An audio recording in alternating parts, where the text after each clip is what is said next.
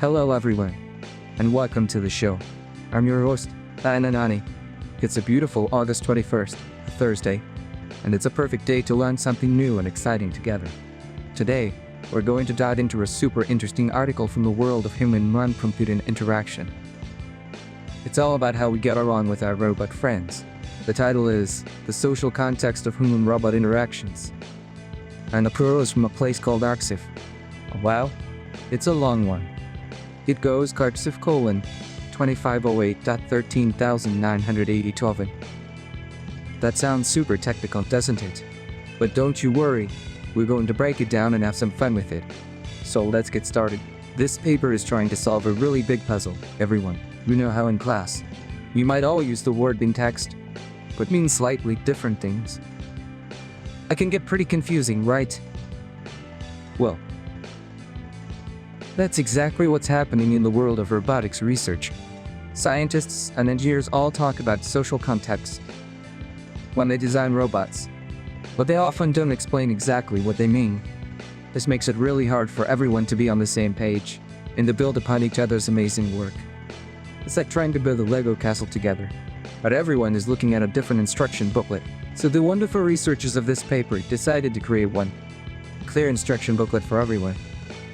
They looked at tons of research papers to see how the word was being used, and then they came up with a super helpful definition.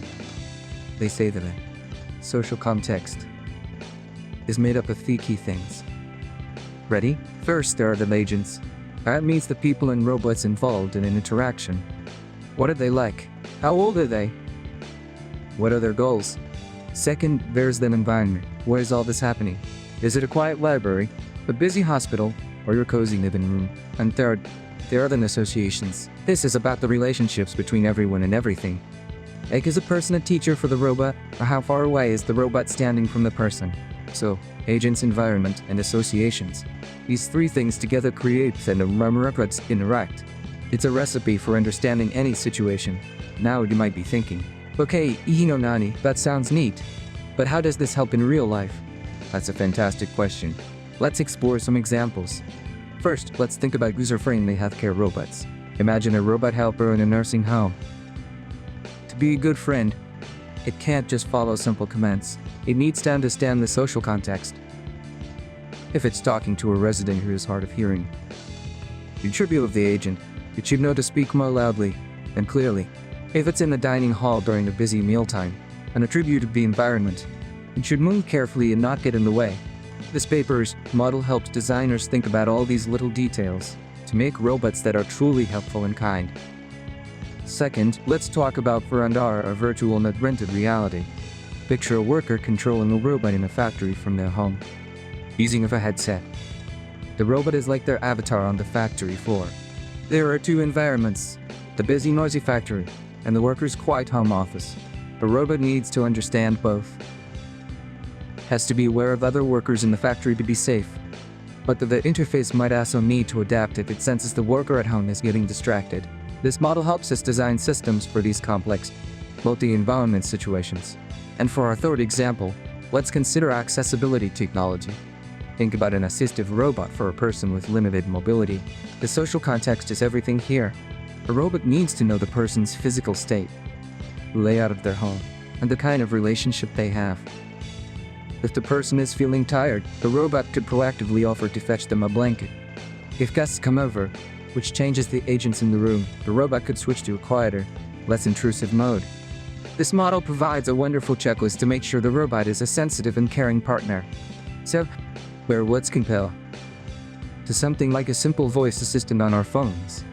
Voice assistants are smart, but they don't really understand our situation.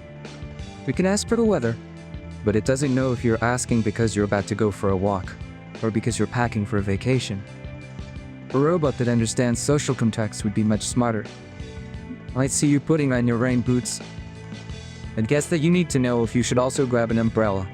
It's a difference between just answering a question and truly understanding the need behind it, and compared to old-fashioned industrial robots on an assembly line, or it's a night and day difference. Those robots do the same task over and over in a very controlled space. They have zero social awareness. Robots. This paper helps us imagine the complete opposite. They're designed to live and work in a messy, unpredictable social world. They're meant to be our teammates and companions. So, to wrap things up, this paper gives us a beautiful, clear map for understanding a social context. It helps researchers communicate better, and helps designers build robots that are not just intelligent, but also socially graceful, thoughtful, and genuinely helpful. It's a huge step towards a future where robots can be our amazing friends. That's all the time we have for today, everyone. Thank you so much for tuning in and learning with me. This is ichino-ani, signing off. Have a wonderful day.